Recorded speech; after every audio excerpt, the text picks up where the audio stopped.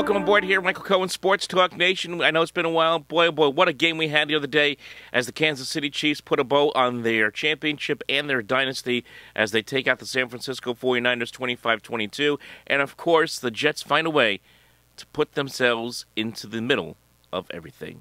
Let's talk about it Let's talk about it right now here on Sports Talk Nation.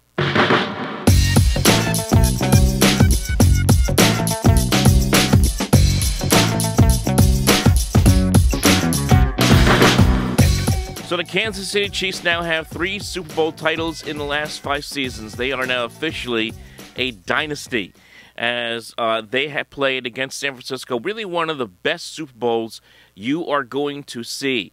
And it really cements the legacy of all parties involved. Andy Reid gets his 3rd Super Bowl ring as he now joins the rarefied company of guys like Bill Walsh and Joe Gibbs, Chuck Noll, Bill Belichick, who have won at least 3 Super Bowl championships. Of course, Noll has 4, Belichick has 6. Reid's certainly going to have a chance to get number 4 next season with Kansas City here.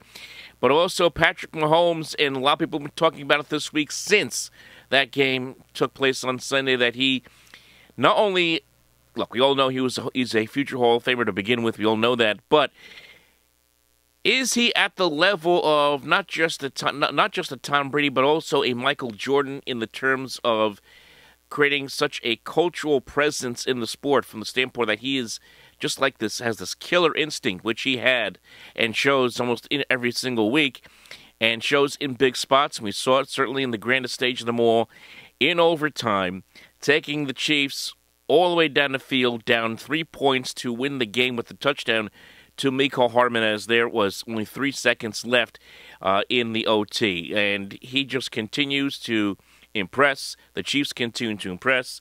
Say what you will, this is a very colorful dynasty. The day is going to come. The day is going to come when we're going to look back at this dynasty as being one of the greatest dynasties in NFL history, one of the more standout dynasties in sports, because they're more of a pop culture dynasty than, let's say, the Patriots, where the Patriots are this very steel, cold dynasty. A lot of, rumblings about cheating all involved. You really never got a feel for the Patriots as far as personality is concerned. This Chiefs dynasty is really all about personality.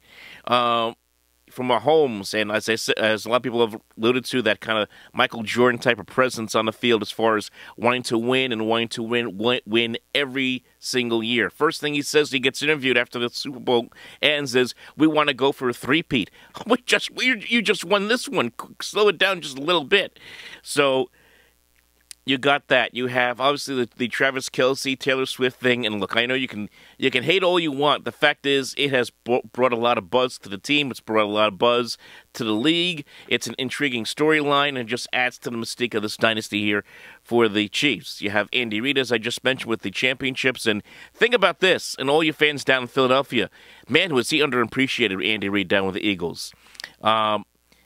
And he won, and he took that team to multiple NFC championship games and took that team to a Super Bowl in 2004. They didn't win, but man, if he had a player like that, like Mahomes on those teams, we'd be looking at Andy Reid as possibly the best coach in NFL history. He would be like Phil Jackson in a lot of ways, with all kinds of rings on every single finger.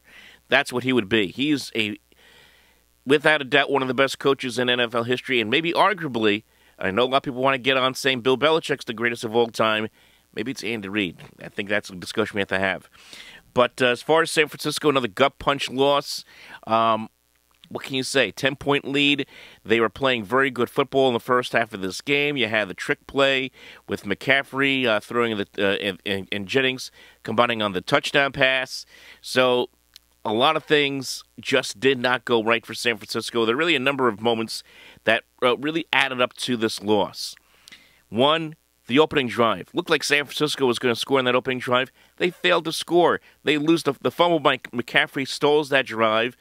Obviously, Kansas City didn't do anything with it on their opening drive, but it set the tone for San Francisco that it was going to be a tough night to score points. It took points off the board on a drive where it looked like they was going to score. The other big play, obviously, the fumble on the punt return. That set Kansas City up to score the touchdown right away as they took a brief 13-10 lead. You had the blocked PAT against San Francisco. That would have been a 17-13 lead for the 49ers. Changes the complexion of the game. Now you have Kansas City in a spot where they have to score a touchdown instead. Only down 16-13.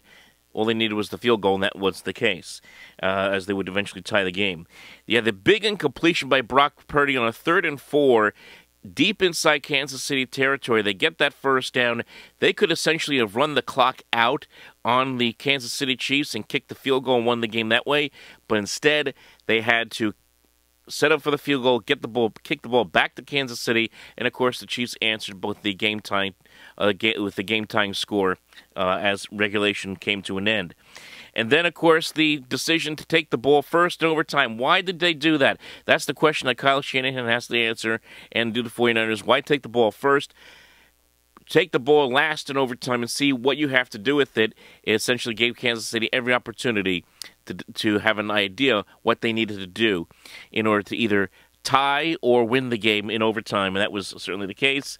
And of course, Purdy. Look, a lot of people say Purdy proved that he can be more than a game manager. Maybe, but he missed a lot of big throws in big spots, and there was a point in time where you had 17 minutes of game time where San Francisco didn't get a first down. So their offense struggled at points in this game.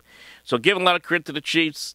They played a great game, especially defensively. It was a defensive slugfest for most of this game. And Patrick Mahomes and that offense clicked when it needed to in overtime. And then let's talk about Mecole Hardman. Let's get to this, because this now connects to the Jets.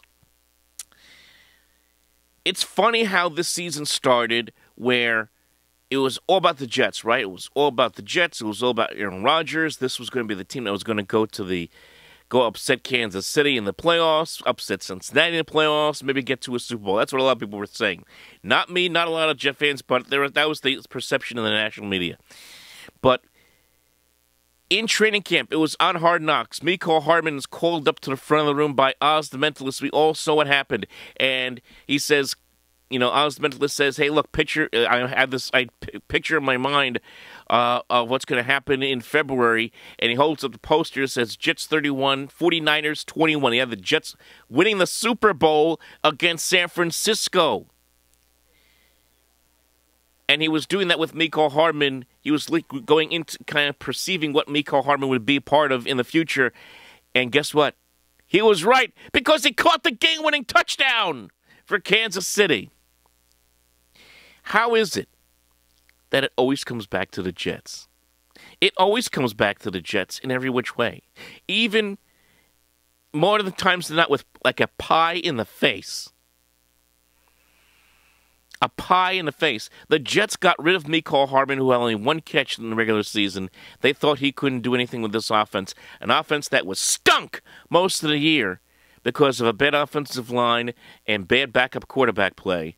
They got rid of Mecole Hardman. He goes back to Kansas City on a trade. And what happens? Well, he becomes the hero for the Kansas City Chiefs in the Super Bowl. Only the Jets could that happen to. And then, ironically, as if the Jets can't have anything more happen to them on the night of the Super Bowl that could go wrong, Woody Johnson and the Jets then tweet out almost immediately. It was like they just went diving for the computer. Oh, my God, here we go. Diving for the computer to hit enter on a tweet to announce that the 80s throwback uniforms will now become the permanent uniforms for the Jets moving forward. So for those of you who want to see the Jets ditch their current threads that they've been wearing for the last 5 years, you got your wish. Thank goodness. Those uniforms are horrible. For those of you who wanted the Namath / Curtis Martin era / classic look back, hate to break it to all of us, well, we didn't get that at all, but we got, I guess, the next best thing, which is the 80s throwbacks, which are, again, a nice look. I did have a video on that earlier, about a month ago, so when the rumors start spreading around, you can click on that down below. So what is on tap for this offseason? Football season is now over. We now move on. And it was kind of a rough week for Woody Johnson, because he got interviewed by a number of reporters when he was at the NFL Honors there in Las Vegas. And he laid waste to some of the things going on with the Jets. He said they didn't have a backup quarterback He said basically, without saying that without saying there's a playoff mandate, he said, well, there's a playoff mandate without saying so, saying that Robert Saleh and Joe Douglas have to get it right. So here we go, folks.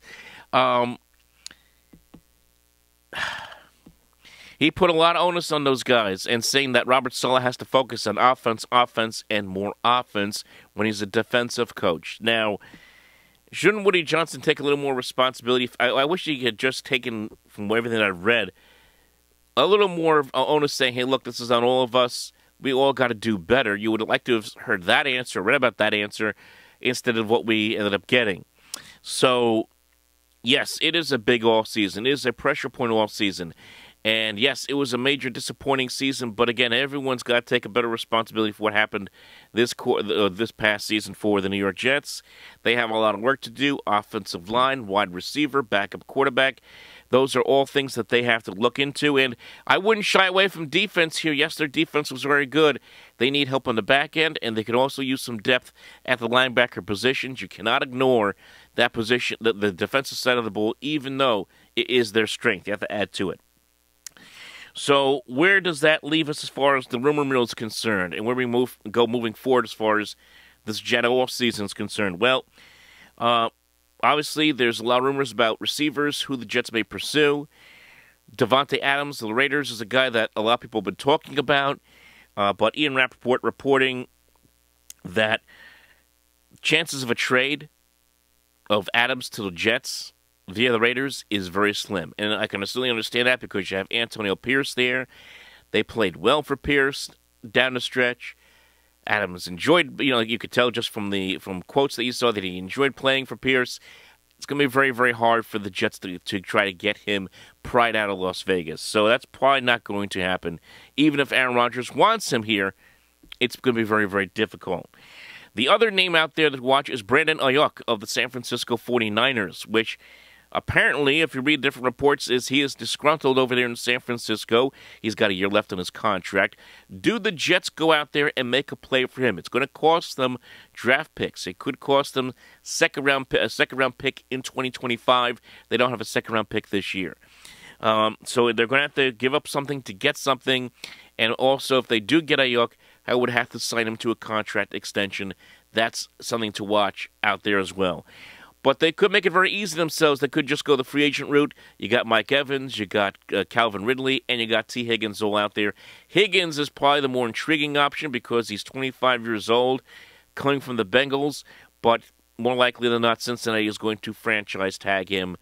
Meaning you're looking at Evans or Calvin Ridley. At that point, as speedy as Calvin Ridley is, Evans is that veteran receiver. I would think that probably Aaron Rodgers would like to have Mike Evans on the team. We'll see what the Jets decide to do when we go to that point. Backup quarterback is going to be very interesting. Again, Woody Johnson kind of threw Zach Wilson under the bus a little bit, saying the Jets didn't have a backup quarterback in here this past season, even though they all put the stamp of approval what this team was going to look like when the season started. And, of course, we all know about the problems that went on throughout the course of the year and all the rumors, the reportedly on Athletic and what have you. The Jets need to find a way to get a backup quarterback in here to back up Aaron Rodgers. There's no question about it. Zach Wilson's days here in New York are numbered, you would have to imagine. Whether he is traded, whether they cut and release him, he is done. Who's going to come in his place? Is it going to be, there's a number of free agent quarterbacks like a Ryan Tannehill, Mitchell Trubisky, Gardner Minshew, Jacoby Brissett. I think Brissett is probably the better of the group that you would, or at least the Jets should try to take a look at. We'll see what they try to do there. And then, of course, offensive line. I would imagine this is going to be their biggest need in the draft, and they're going to try to focus in on that number 10 pick in the first round on offensive line. Pie tackle. Heard about the tackle from Oregon State that's been rumored about. And then I've had this debate back and forth with a number of friends. Do they dabble in the quarterback market in this draft? Now, I'm not one who's always been a fan of, I certainly don't like taking quarterbacks high in the draft because you just never know. It's a high pick to make that kind of gamble. But in later rounds, is it a possibility that, let's say, you want to take a gamble on let's say, Spencer Rattler of South Carolina. That's a possibility out there that's out there for Gangrene. Keep in mind, they're not the only ones that are going to have these needs. The Giants, right next door, also have a lot of these same needs that the Jets do. Offensive line, quarterback situations is very muddled in New York with the Giants. Wide receiver help, they need help there as well. So it's going to be very interesting to see how this season is going to play out. We will certainly cover that over the course here on Sports Talk Nation. But we're going to take a bit of a shift. We're going to start doing some baseball stuff because spring training is finally here. Hope springs eternal, unless you're, of course, you're the New York Mets. And is Pete Alonso's time in New York almost numbered? We'll talk about that in another video later this week. Like and subscribe. We'll talk to you next time.